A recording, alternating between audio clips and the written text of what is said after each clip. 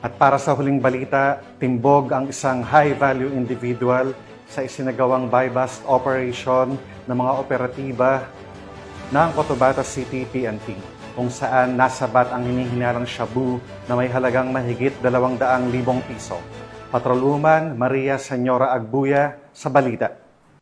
Ang isang high-value individual na si alias Magid, 28, payong-payong driver at presidente ng Rosario Heights 10 matapos ang buy-bust operation ng Cotabato City PNP nito lamang ika-29 ng Hulyo taong kasalukuyan. Nasamsam sa operasyon ang 35 gramo ng hinihinalang shabu na nagkakahalaga ng 238,000, buy-bust money at iba pang non-drug paraphernalias. Nasa kustodiya na ng pulisya ang sospek at haharap sa kasong paglabag sa Republic Act 9165 o Comprehensive Dangerous Drugs Act of 2002.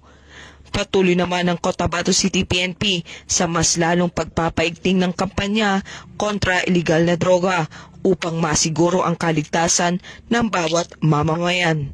Mula rito sa rehiyon ng Bangsamoro, ako ang inyong Police News Network Correspondent, Patrolwoman Maria Senyora Agbuya, alagad ng batas, tagataguyod ng Balitang Pulis.